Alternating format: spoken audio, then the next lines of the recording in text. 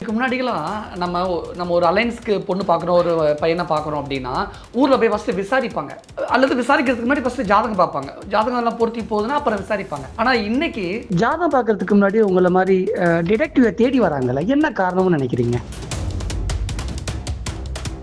ஏன்னா 20 வருஷம் 25 வருஷம் ஒரு பொண்ணை பெற்று வளர்த்துட்டு இந்த மாதிரியான இன்னல்களை சந்திக்கிறது யாரும் விரும்ப மாட்டாங்க. ஸோ அதனால it is not recommend. So அதுக்கப்புறம் வந்து ஃபினான்ஷியலி பையன் 1 லட்ச ரூபா சம்பளம் வாங்குறேன்னு சொல்லியிருக்கான், பட் நாட் இஸ் ரைட். சம்பளம் வந்து ஒரு 40,000 அண்ட் இன்சென்டிவ் இருக்குது, எல்லாம் இதெல்லாம் ஃபேக். ஸோ அவங்களுக்கு நிறைய லோன்ஸ் இருக்குது, அதை இன்ஃபார்ம் பண்ண விட்டாங்க. எவ்ரிதிங் அவங்க என்ன சொல்கிறாங்களோ அது அங்கேயே இருந்தால் பரவாயில்ல, அது கொஞ்சம் அட்ஜஸ்டடாக இருந்தால் பரவாயில்ல. இட்ஸ் வெரி லோ அப்படின்னா இட்ஸ் நாட் ரெக்கமெண்ட்.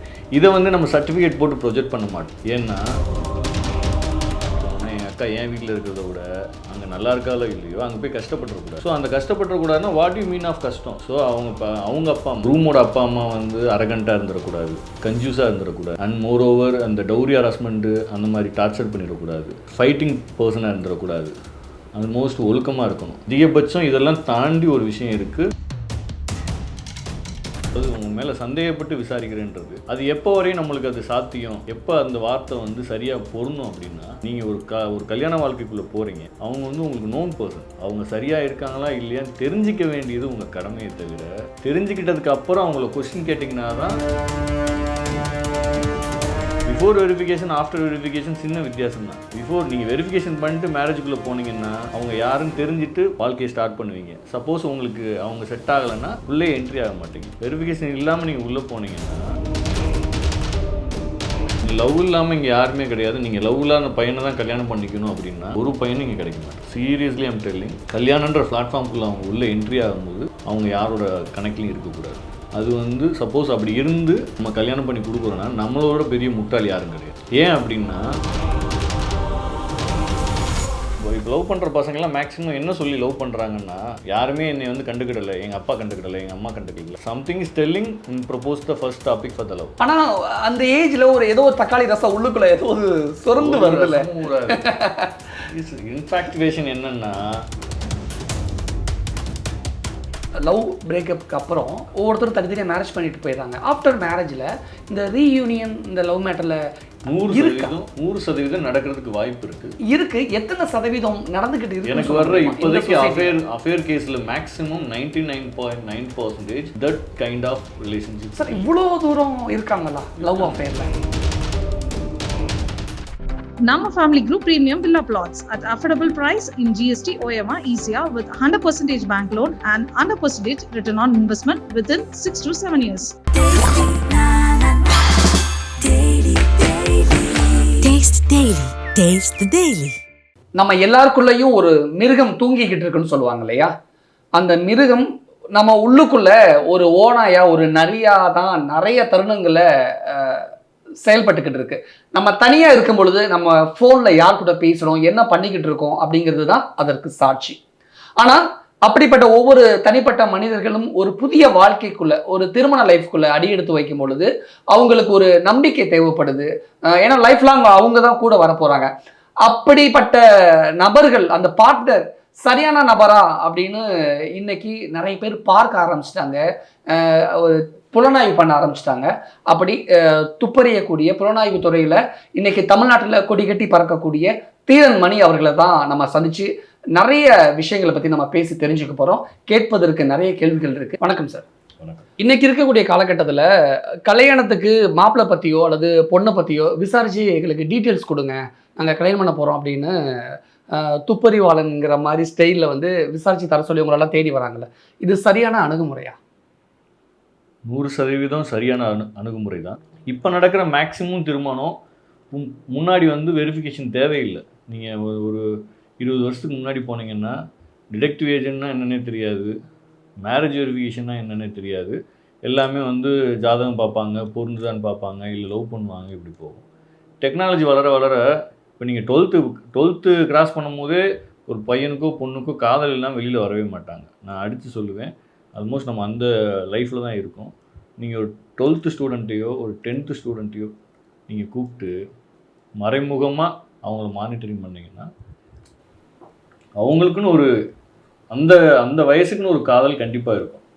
ஆனால் ஒரு பொண்ணை பற்றி விசாரித்து சொல்லுங்கள், ஒரு பையனை பற்றி விசாரித்து சொல்லுங்கிறது ஒரு சந்தேகத்தின் பேரில் தானே அப்படி கேட்குறாங்க அப்படின்னு தானே தோணும் வெளியிலேருந்து பார்க்கும்பொழுது. அது எப்போ வரையும் நம்மளுக்கு அது சாத்தியம், எப்போ அந்த வார்த்தை வந்து சரியாக பொருந்தும் அப்படின்னா, இப்போ நீங்கள் ஒரு நகை கடைக்கு போகிறீங்க சரிங்களா, நகைக்கு எத்தனை பர்சன்டேஜ் வந்து நகை இருக்குது, எத்தனை பர்சன்டேஜ் செம்பு இருக்குதுன்னு சொல்லி ஒரு சர்டிஃபிகேட் பிரிண்ட் ஆகி அதுக்கப்புறம் தான் நீங்கள் பில் பண்ணுவீங்க. நீங்கள் அதை கேட்கலன்னு வச்சுக்கோங்களேன், என்ன ஆவீங்க, ஃபேக் நகை வாங்குறதுக்கு சான்சஸ் இருக்குது. அப்போ நீங்கள் கேட்குறதுனால அந்த கடை ஓனரை சந்தேகப்படுறதா அர்த்தமா, இல்லை நகையை சந்தேகப்படுறதா அர்த்தமா? எதுக்கு அர்த்தம் அப்படின்னா, நீங்கள் அந்த பொருளை ரூபா கொடுத்து வாங்க போகிறீங்க, you are the authority person. நீங்கள் சேமித்த காசை ஒரு நகை வாங்க போகிறீங்க, அதை வந்து நீங்கள் பரிசோதித்து பார்க்குறதுல உங்களுக்கு முழு உரிமை இருக்கே தவிர அதுக்கு பேர் சந்தேகம் கிடையாது. அதே மாதிரி தான் நீங்கள் ஒரு கல்யாண வாழ்க்கைக்குள்ளே போகிறீங்க, அவங்க வந்து உங்களுக்கு நோன் பர்சன், அவங்க சரியாக இருக்காங்களா இல்லையான்னு தெரிஞ்சிக்க வேண்டியது உங்கள் கடமையை தவிர, தெரிஞ்சுக்கிட்டதுக்கு அப்புறம் அவங்கள கொஸ்டின் கேட்டிங்கன்னா தான் அது வந்து விபரீதத்தில் மாறும். நீங்கள் அவங்களை தெரிஞ்சுக்கிட வேண்டியது முழுமையான ஒரு பூர்த்தியான ஒரு இல்லற வாழ்க்கைக்குள்ளே நீங்கள் போகிறதுக்கு தகுதி உள்ள ஆளா இல்லையா. சப்போஸ் நம்ம அதை வெரிஃபை பண்ணாமல் விட்டோம்னா ஆஃப்டர் மேரேஜுக்கு அப்புறம் என்ன நடந்தாலும் உங்களால் இருந்து வெளியில் வர முடியாது. ஏன்னா marriage is the legal contract, is not living together. நீங்கள் ஒன்ஸ் மேரேஜ் லீகல் கான்ட்ராக்டில் சைன் பண்ணி உள்ளே போயிட்டீங்கன்னா ஹஸ்பண்ட் அண்ட் ஒய்ஃப் முடிவு பண்ணால் வெளியில் வர முடியாது. சட்டம் முடிவு பண்ணணும், நீதிமன்றம் முடிவு பண்ணணும், அப்போனா தான் நீங்கள் வெளியில் வர முடியும். ஸோ நீங்கள் விசாரிக்காமல் தெரியாமல் உள்ளே போயிட்டீங்கன்னா நீங்கள் தெரியாமலாம் வெளியில் வர முடியாது. ஸோ அதனால் இவ்வளோ பெரிய ரிஸ்க் எடுக்க தேவையில்லைன்றதுக்காண்டி தான் verification. Before verification after verification சின்ன வித்தியாசம் தான். பிஃபோர் நீங்கள் வெரிஃபிகேஷன் பண்ணிட்டு மேரேஜுக்குள்ளே போனீங்கன்னா அவங்க யாருன்னு தெரிஞ்சுட்டு வாழ்க்கையை ஸ்டார்ட் பண்ணுவீங்க. சப்போஸ் உங்களுக்கு அவங்க செட் ஆகலைன்னா உள்ளே என்ட்ரி ஆக மாட்டீங்க. வெரிஃபிகேஷன் இல்லாமல் நீங்கள் உள்ளே போனீங்கன்னா எக்ஸ்பீரியன்ஸ் பண்ணி லேர்ன் பண்ணிவிட்டு முடிஞ்சால் நீங்கள் அதில் ஃபஸ்ட்டு வெரிஃபிகேஷன் பார்க்குறாங்க, ரெண்டாவது தான் ஜாதகம் பார்க்குறாங்களா இப்போ இருக்கக்கூடிய இந்த காலகட்டத்தில்? இல்லை இப்போதைக்கு இன்னும் அந்தளவுக்கு பெருசாக வரல. எல்லோரும் மீன்ஸ் எங்கிட்ட வரும்போதே ஒவ்வொரு கால்ஸ் வரும்போது என்ன செய்வாங்கன்னா ஜஸ்ட் லைக் அப்போ தான் வந்து ப்ரொஃபைலே வந்திருக்கும், மேட்ரிமோனியில் இருந்தோ இல்லை ப்ரோக்கர் மூலியமாகவும் வந்திருக்கும்.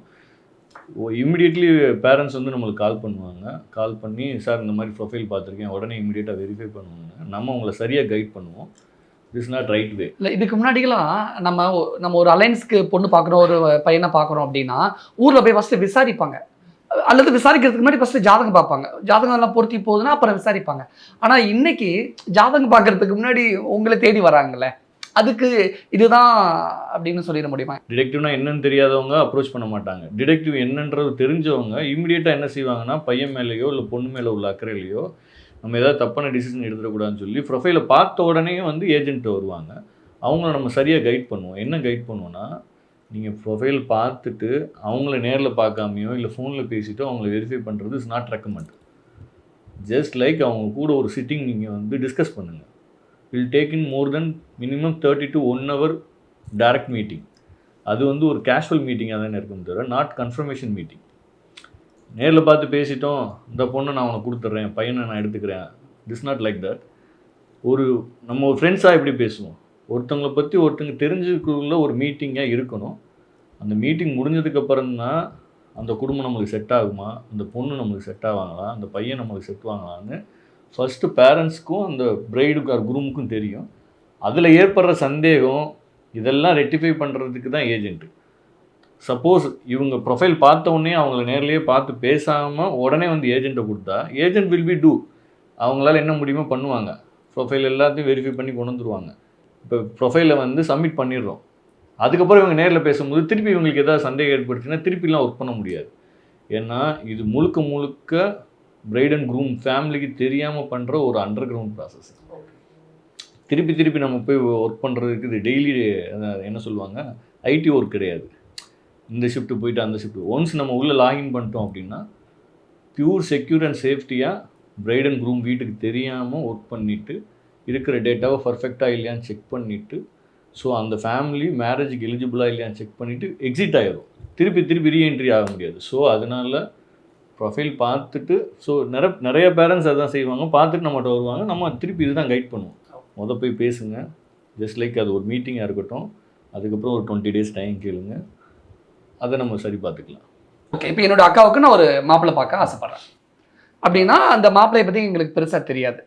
நீங்கள் கொடுக்கக்கூடிய அந்த டேட்டா அந்த டீட்டெயில்ஸில் எந்த வகையில் எங்களுக்கு சப்போர்ட் பண்ணுவீங்கன்னு கேட்குறேன். இப்போ எங்கள் அக்கா நான் கல்யாணம் பண்ணி கொடுக்கும்போது நான் என்னென்னலாம் எக்ஸ்பெக்ட் பண்ணுவேன் அப்படின்னு எனக்குன்னு ஒன்று இருக்கும், ஆல்மோஸ்ட் எல்லாத்துக்கும் ஒன்று இருக்கும். அதை தான் நம்ம ஃபில்டர் பண்ணுவோம். என்ன ஃபில்டர் பண்ணுவோம்னா, என் அக்கா என் வீட்டில் இருக்கிறத விட அங்கே நல்லா இருக்காலோ இல்லையோ அங்கே போய் கஷ்டப்பட்டுறக்கூடாது. ஸோ அந்த கஷ்டப்பட்டுறக்கூடாதுன்னா வாட் யூ மீன் ஆஃப் கஷ்டம்? ஸோ அவங்க அப்பா அம்மா, அந்த குரூமோட அப்பா அம்மா வந்து அரகண்ட்டாக இருந்துடக்கூடாது, கன்ஜூஸாக இருந்துடக்கூடாது, அண்ட் மோரோவர் அந்த டௌரி ஹராஸ்மெண்ட்டு அந்த மாதிரி டார்ச்சர் பண்ணிடக்கூடாது, ஃபைட்டிங் பர்சனாக இருந்துடக்கூடாது, ஆல்மோஸ்ட் ஒழுக்கமாக இருக்கணும். இது பேரண்ட்ஸுக்கு. ஸோ பையனுக்கும் என்ன பொருந்தும் அப்படின்னா, அவன் வந்து ஒரு உமனேசராக இருந்துடக்கூடாது, ஒரு ட்ரிங்கராக இருந்துடக்கூடாது. அண்ட் ட்ரிங்கர் மீன்ஸ் இப்போ எல்லாருமே அக்செப்ட் பண்ணிக்கிட்டாங்க, ஏதாவது ஒரு ஃபங்க்ஷனில் வந்தால் ட்ரிங்க் பண்ணிக்கலான்னு. ஆனால் not day by day, daily குடிச்சிட்டு வர பையனாக இருக்கக்கூடாது, அண்ட் மோரோவர் ஸ்மோக்கிங் பழக்கம் இருக்கக்கூடாது. இந்த மாதிரிலாம் இருந்தால் என் வீட்டு பொண்ணு அங்கே போய் வாழ்கிறதுக்குள்ளே சரியான சூழ்நிலை இல்லை. அதிகபட்சம் இதெல்லாம் தாண்டி ஒரு விஷயம் இருக்குது, ஃபினான்சியல் எப்படி இருக்குன்னு பார்க்கணும். இங்கே இருக்கிற மாதிரி அங்கே இருந்தால் பிரச்சனை இல்லை, இங்கே இருக்கிறத விட நம்ம வீட்டில் வாழ்கிறத விட அங்கே போய் லோவாக வாழ்ந்துடக்கூடாது. நம்ம வீட்டில் காலையில் இட்லி சாப்பிட்றாங்க, அங்கே தோசை சாப்பிட்டா பரவாயில்ல, பழைய சோறு சாப்பிட்றக்கூடாது. ஓகே. ஸோ அந்த மாதிரியான இதெல்லாமே வந்து ஆக்சுவலி ப்ரொஃபஷனல் வர்றதுனால இந்த மாதிரி நம்ம பேசுகிறோம். ப்ரொஃபஷனல் மீன்ஸ், ஆனால் இது பேஸ்ட் ஆன் சென்ஸ். எல்லா கிளைண்ட்டையுமே கிளைண்ட்டாக யாருமே நம்ம பார்க்குறது கிடையாது. We all the family.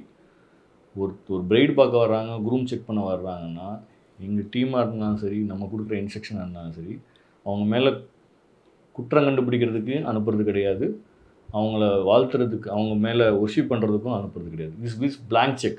நம்ம டீம் போகும்போது வெறும் பிளாங்க் செக் தான். அங்கே என்ன இருக்கோ அதை அடாப்ட் பண்ணுறோம். ஸோ அதில் என்னென்ன அவங்க கேரக்டர் இருக்கோ அது இவங்களுக்கு சூட் ஆகுமான்னு செக் பண்ணுவோம். சூட் ஆகிற பட்சத்தில் நம்மளே சர்டிஃபிகேட் போட்டு கொடுப்போம். This good family, this good bride and good groom எல்லாம் நம்ம போட்டு கொடுப்போம். இன்கேஸ் இந்த அசைன்மெண்ட்டில் அவங்க நாட் எலிஜிபிள்னு வருது, இப்படி வரும். என்ன நாட் எலிஜிபிள் சொன்னால், ஸோ அவங்க என்ன நாட் எலிஜிபிள் வரும்னா, அந்த ஃபேமிலி வந்து is not good for handling for the peoples. Okay. ஃபேமிலியாக அது சம்மந்தப்பட்ட. ஓகே. இப்போ அப்பாவோ அம்மாவோ வந்து பக்கத்து வீட்டுக்காரங்கிட்ட இட்ஸ் நாட் கேஷுவல்ஸ். எதுக்கு எடுத்தாலும் ஃபைட்டு, சும்மா நாய் அங்கிட்டு போனால் நாய் குலைச்சா ஃபைட்டு, அண்ட் செருப்பு கழட்டி விட்டா ஃபைட்டு, அண்ட் பார்க்கிங்கில் fight. So everything is nearby to the fight only. This not recommend. Okay. இது ஒன்று தான் காரணம், மோர் தென்ஸ் இருக்குது. ஸோ அது போக இவங்களுக்கு ஃபினான்ஷியல் வெரி சிக்கில் இருப்பாங்க. ஸோ இந்த பொண்ணை கல்யாணம் பண்ணி வந்தால் தான் அந்த பொண்ணு கொடுக்குற ஒன்ஸ் டௌரிஸ்லேயோ இந்த ஃபினான்சியல்லையோ இவங்க அடுத்து க்ரோ ஆகலான்ற எண்ணத்தில் இருப்பாங்க. ஸோ அப்போ வந்து இட்ஸ் நாட் ஃபிட். ஏன்னா அண்ட் மோரோவர் இவங்களோட பண தேவைக்கு வேண்டி மட்டும் கல்யாணம் பண்ணுற மாதிரி இருக்கும். இது நாட் ரெக்கமெண்ட். ஸோ அதுக்கப்புறம் இது வந்து ஃபேமிலி செட்டில்மெண்ட்டு. இதுக்கப்புறம் அந்த குரூமை டார்கெட் பண்ணோன்னா, குரூமுக்கு வந்து வேறு பொண்ணுங்களோட பழக்கம் இருக்குன்னா காலேஜில் இருக்கலாம், ஸ்கூலில் இருக்கலாம். இதனால அதாவது அதெல்லாம் பிரச்சனை கிடையாது. இப்போ இந்த கல்யாணம் முடிக்க போகிற தருவத்தில் வேறு யார் பொண்ணுங்களே இருக்கலாம். அது அவங்க லவ்வராக இருக்கலாம், இல்லை அவன் லவ்வருக்கு கல்யாணம் முடிஞ்சு ஒரு குழந்தை பெற்றிருக்கலாம், அவனை அந்த பிள்ளையை திருப்பி லவ் பண்ணலாம். ஸோ இந்த மாதிரி currently is joiners it's not recommend. Okay. ஏன்னா இப்போ திருப்பி நம்ம பொண்ணை கல்யாணம் பண்ணி கொடுத்துட்டு நம்ம பொண்ணை பக்கத்தில் பெட்ரூமில் படுக்க போட்டு அந்த பொண்ணு கூட சேட் பண்ணுவான். அது இப்போ தெரிய வரும்போது நம்மளுக்கு இன்னும் பெரிய பேக் ஃபயர் ஆகிடும், யாராலையும் தாங்க முடியாது. ஏன்னா 20 வருஷம் 25 வருஷம் ஒரு பொண்ணை பெற்று வளர்த்துட்டு இந்த மாதிரியான இன்னல்களை சந்திக்கிறது யார் விரும்ப மாட்டாங்க. ஸோ அதனால் it is not recommend. So அதுக்கப்புறம் வந்து ஃபினான்சியலி பையன் சிக்கு, 1 லட்ச ரூபா சம்பளம் வாங்குறேன்னு சொல்லியிருக்கான், பட் நாட் இஸ் ரைட். சம்பளம் வந்து ஒரு 40,000 அண்ட் இன்சென்டிவ் இருக்குது, எல்லாம் இதெல்லாம் ஃபேக். ஸோ அவங்களுக்கு நிறைய லோன்ஸ் இருக்குது, அதை இன்ஃபார்ம் பண்ண விட்டாங்க, இஸ் ஃபேக். எவ்ரிதிங் அவங்க என்ன சொல்கிறாங்களோ அது அங்கேயே இருந்தால் பரவாயில்ல, அது கொஞ்சம் அட்ஜஸ்டடாக இருந்தால் பரவாயில்ல. இட்ஸ் வெரி லோ அப்படின்னா இட்ஸ் நாட் ரெக்கமெண்ட். இதை வந்து நம்ம சர்டிஃபிகேட் போட்டு ப்ரொஜெக்ட் பண்ண மாட்டோம். ஏன்னா நான் சர்டிஃபிகேட் போட்டு ப்ரொஜெக்ட் பண்ணேன்னா அந்த பையனுக்கு காலம் ஃபுல்லாக கல்யாணம் ஆகாது. Just inform to my client, இந்த ப்ரொஃபைல் நம்ம குடும்பத்துக்கு வேணாம், இட்ஸ் நாட் குட் அப்படின்னு சொல்லி நம்ம டைரெக்டாக இன்ஃபார்ம் பண்ணுவோம். They will understand. இப்போ என்னோட அக்காவுக்கு மாப்பிள்ளை பார்த்துருக்கோம், அந்த மாப்பிள்ளையோட டீட்டெயில்ஸ் விசாரிச்சு கொடுங்கன்னு உங்கள்கிட்ட கொடுக்குறேன். நீங்கள் விசாரிச்சு ஒரு 5 பாயிண்ட் சொல்கிறீங்க. அந்த மாப்பிள்ளையோட பேரண்ட்ஸ் கொஞ்சம் டென்ஷன் பார்ட்டி, சும்மா சண்டை போடுறாங்க பக்கத்து வீட்டோட அப்படின்னு சொல்கிறீங்க. ஆனால் இந்த பையன் கொஞ்சம் சைலண்டாக இருக்கார் அப்படின்னா இந்த பையனுக்கு எத்தனை மார்க் போடுவீங்க? அடுத்த கொஸ்டின், அந்த பையன் வந்து ஒரு 60,000 ரூபாய் தான் சம்பாதிக்கிறாரு. ஆனால் அந்த மேரேஜ் ப்ரொஃபைலில் வந்து ஒரு 1 lakh சேலரின்னு போட்டிருக்காங்க. ஆனால் அந்த பையன் ஓரளவுக்கு நல்லவன் தான் அப்படின்னா, அப்போ அந்த பையனுக்கு என்ன மார்க் போடுவீங்க? காலேஜ் லைஃப்பில், ஸ்கூல் லைஃப்லலாம் லவ் இருந்திருக்கு, பட் இப்போ லவ் இல்லை. ஆனால் அவங்க வீட்டில் வந்து பெருசாக டவுரி எதிர்பார்க்குறாங்க அப்படின்னா இந்த பையனுக்கு எத்தனை மார்க் போடுவீங்க? ஸோ பேரண்ட்ஸ் வேறு ஒரு கேரக்டரும் மாப்பிள்ளை வேறு ஒரு கேரக்டர் இருந்தால் நீங்கள் ஜட்ஜ் பண்ணக்கூடிய விஷயங்கள் எப்படி இருக்கும்? ராட்வீலரோட குட்டி குட்டியாக இருக்கும்போது கடிக்காது, சிங்கத்தோட குட்டி குட்டியாக இருக்கும்போது கடிக்காது, முயலோட குட்டி குட்டியாக இருக்கும்போது அதை எஃபெக்ட் பண்ணாது. அந்த ஏஜ் வரும்போது அதோட ஸ்க்ரீன் நம்மளுக்கு வெளியில் வந்துடும். நான் உண்மை என்ன சொல்கிறேன்னா, பேரண்ட்ஸ் எப்படி இருக்காங்களோ அதே மாதிரி தான் சைல்டு இருப்பாங்க. இதில் எந்த ஒரு மாற்றமும் கிடையாது. ஸோ இந்த பேரண்ட்ஸ் வந்து சண்டை போட்டுட்டே பார்த்துட்டே வளர்கிற பையன் அவனுக்கு பேர் இல்லாதனால சண்டை போடாமல் இருப்பானே தவிர, பேர் வந்துச்சுன்னா கண்டிப்பாக. ஆனால் நம்ம ஊரில் ஒரு சொல்லாடல் இருக்குல்ல, இந்த குடும்பத்தில் இந்த பையன் தப்பி பிறந்துட்டான், இந்த பொண்ணு மட்டும் இந்த குடும்பத்தில் கொஞ்சம் தப்பி பிறந்துருச்சு, இந்த குடும்பமே இப்படிதான், ஆனால் இந்த பையன் மட்டும் நல்ல பையன், இந்த பொண்ணு மட்டும் நல்ல பொண்ணு, பொதுவாக கிராமங்களில் சொல்லுவாங்க. மேரேஜ் ஒரு 3 years வரையும் சொல்லுவாங்க. அதுக்கப்புறம் நீங்கள் அதை கேட்காம விட்டுருப்பீங்க. அதுதான் நான் சொல்கிறேன். இப்போ அந்த மாதிரி அவங்க பேரண்ட்ஸ் சண்டை போடுறாங்களா, மாப்பிள்ளை கொடுக்கவே கூடாது, பொண்ணு எடுக்கவே கூடாதுன்னு சொல்லலை. அது எந்த எபிலிட்டியில் இருக்குன்னு நம்மளுக்கு தெரிஞ்சுக்கணும். தெரியும்ல, இப்போ நம்ம ஒரு பக்கத்து வீட்டில் சண்டை போடுறோம்னா பக்கத்து வீட்டு காது கேட்காம இருக்கிறதுக்கு எல்லாருமே செவிடு கிடையாது. Day by day fighting he's will do that only. Everyday அங்கே ஃபைட் போகுது, சட்டி உருளுது, அண்ட் மோரோவர் எல்லாத்தையும் உடைக்கிறாங்க. எவ்ரிடே இந்த மாதிரி இருந்துச்சுன்னா பையன் வந்து அந்த அட்மாஸ்பியரில் வளரும்போது அவனுக்கு ஆப்போனண்ட்டில் ஆள் இல்லாதனால, அவனுக்கு ஒய்ஃப் இல்லாதனால சண்டை போடாமல் இருப்பானே தவிர, wife is coming, everything is do like that. ஒருவேளை அப்பா அம்மா பார்த்து எப்போ பார்த்தாலும் சண்டை போட்டுக்கிட்டே இருக்காங்க, ஆனால் நம்ம இப்படி மட்டும் இருக்கவே கூடாதுன்னு நினைக்கக்கூடிய பசங்களும் இருக்காங்க இல்லையா? அந்த ரிஸ்கையும் நம்ம எடுத்துக்கிட்டுன்னு நான் கேட்குறேன். ஆனால் அப்படி ஒரு பாயிண்ட் இருக்கு, ஏன் ரிஸ்க் எடுக்கணும்? எதுக்கு நம்ம வந்து யாரையும் வந்து திருத்துறதுக்கோ, அதுக்காண்டி நான் என் பிள்ளையை பெற்று வளர்க்கல, அதுக்காண்டி நான் என் அக்காவை வந்து மாப்பிள்ளை பார்க்கல. நான் வந்து காந்தி கிடையாது. யாரையோ திருத்தி நீ வாழவைன்னு சொல்கிறதுக்கு எங்கள் அக்கா மாப்பிள்ளை கிடைக்காதா, என் தங்கச்சிக்கு மாப்பிள்ளை கிடைக்காதா? நான் ஏன் அந்த ரிஸ்க் எடுக்கணும்? I'm not recommended.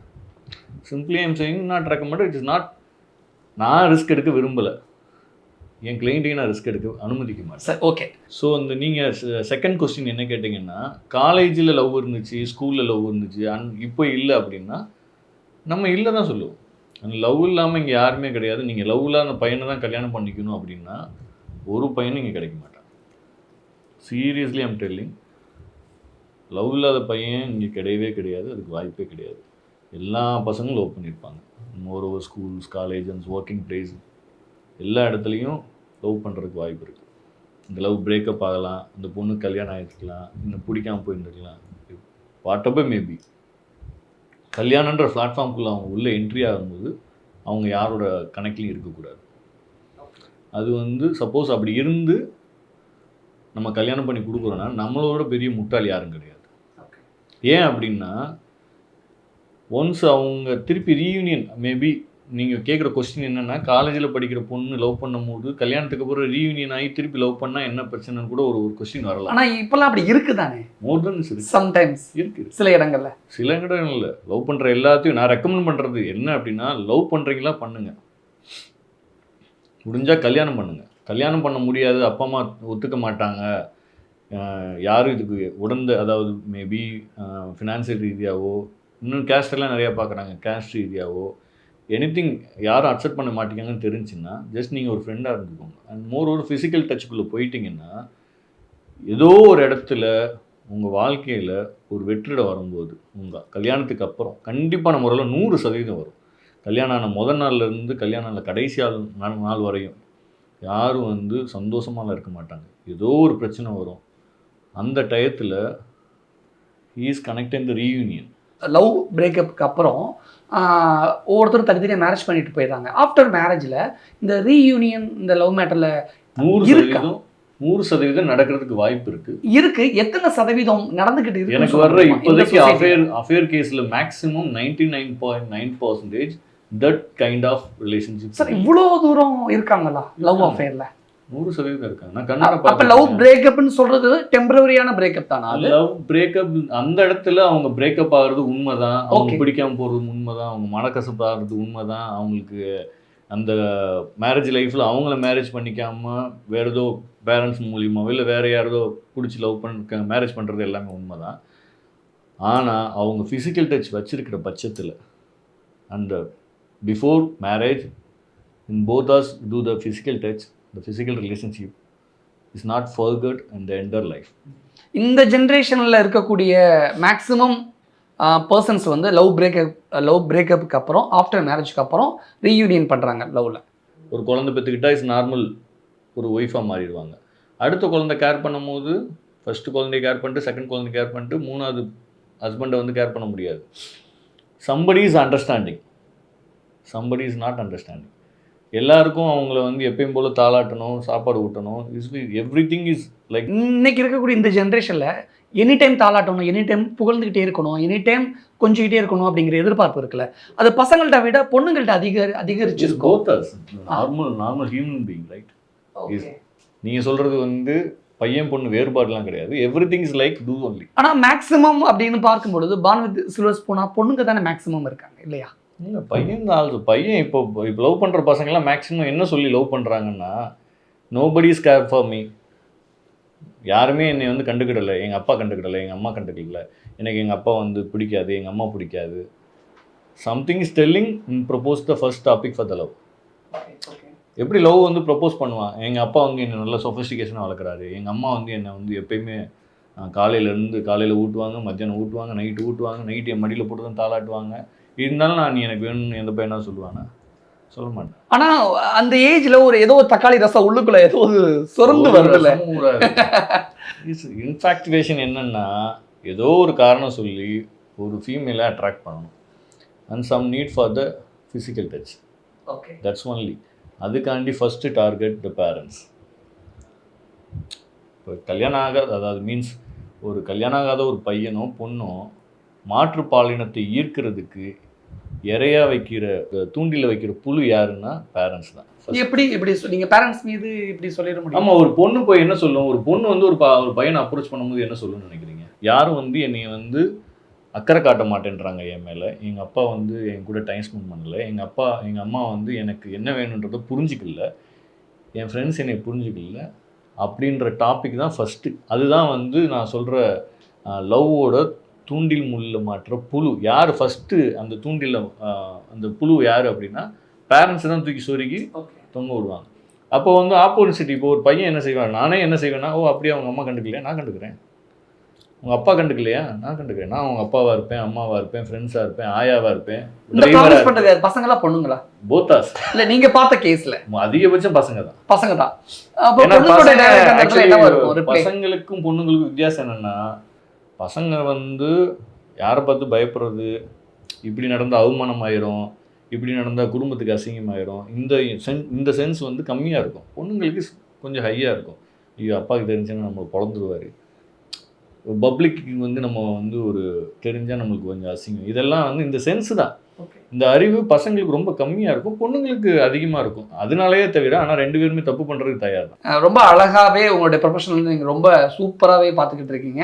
அதனால தான் இந்த ஃபீல்டில் நீங்கள் இப்போயும் கொடி கட்டி ரொம்ப அழகாக பறந்துக்கிட்டு இருக்கீங்க. எங்களுடைய நெஞ்சம் நிறைந்த வாழ்த்துக்கள் ஃபஸ்ட்டு உங்களுக்கும் உங்களுடைய இந்த துப்பறிவும் இந்த ஃபீல்டுக்கும். நிறைய விஷயங்கள் எங்க கூட ஷேர் பண்ணிக்கிட்டீங்க. மிக்க நன்றி.